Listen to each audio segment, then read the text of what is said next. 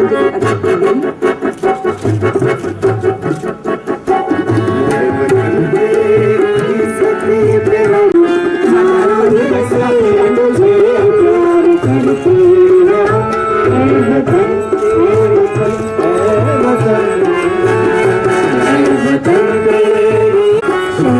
ग्रामीण विकास मंत्री जी माल्यार्पण अर्पित करते हुए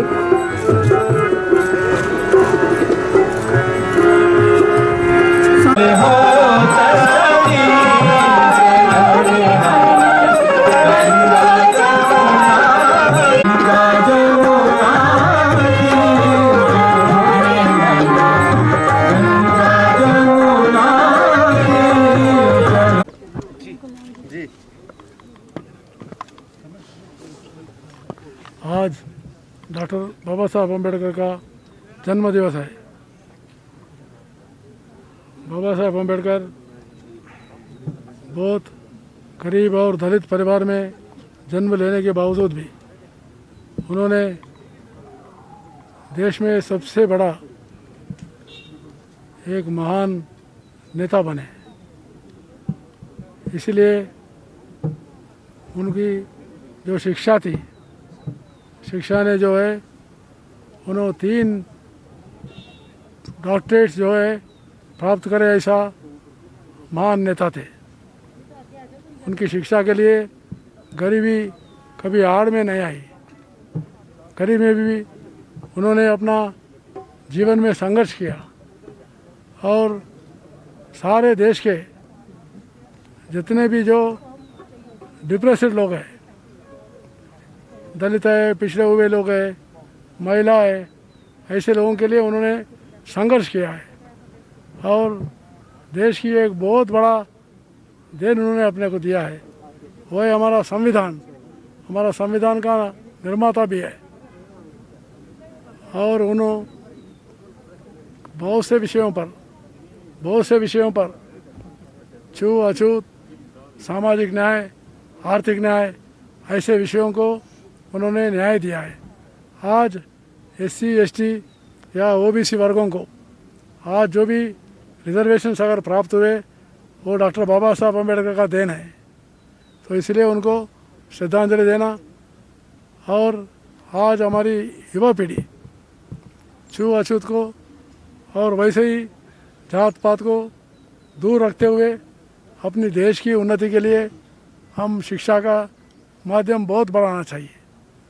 और वैसे ही आज इस बढ़ती हुई दौर में कोरोना का, इसका भी जो है वो संवेदनशील रहना चाहिए। इसमें मास्क पहनना, सामाजिक दूर रहना और शुद्धता से रहना, और वैसे ही जो है हर व्यक्ति जो है टीका लेना चाहिए। टीका लेकर इस महामारी से पहले जैसे अपने लड़ाई में हमने जो जीता, इस दूसरी बारी की लड़ाई में भी बराबर हम जीतना चाहिए। विशेष करके हिमाचल प्रदेश वासियों से मैं प्रार्थना करता हूँ इस लड़ाई में बहुत अच्छा सतर्क रहे। पर ज्ञापन भी दिया गया और कहा गया कि काफ़ी सारे अत्याचार जो है अभी भी हो रहे हैं जाति के नाम पर। ऐसा ज्ञापन नहीं है। डॉक्टर भीमराव अंबेडकर जी का आज उनकी जन्म जयंती है और मैं इस अवसर पर भीमराव अंबेडकर जी के समाज के लिए हर क्षेत्र में किए योगदान को स्मरण करता हूं और उनको श्रद्धांजलि देता हूं। भारत आज़ाद होने के पश्चात आगे बढ़कर के संवैधानिक परिधि में काम करने की दिशा में जब बढ़ रहा था, तो भारत के संविधान के निर्माण में कौन लोग अपना योगदान दे, कौन इस सारे काम को करे, महत्वपूर्ण काम, कठिन काम था, मुश्किल काम था। तो डॉक्टर भीमराव अंबेडकर जी को ये दायित्व सौंपा गया और उन्होंने बहुत बखूबी के साथ, क्योंकि अध्ययन उनका बहुत ज़्यादा था, अध्ययन से ज़्यादा उनका जीवन का अपना एक अनुभव था, क्योंकि गरीब परिवार में जन्म लेने के बाद और अनुसूचित जाति के परिवार में जन्म लेने के पश्चात बहुत सारी सामाजिक जो हमारी ऐसी परिस्थितियां थी, उन परिस्थितियों के दौर में से गुजर करके जीवन में बहुत कुछ सीखा था। इसलिए उन्हें हमेशा इस लड़ाई को लड़ा कि गरीब का भला कैसे हो, वो संविधान के दायरे में उसकी मदद कैसे हो सकती है।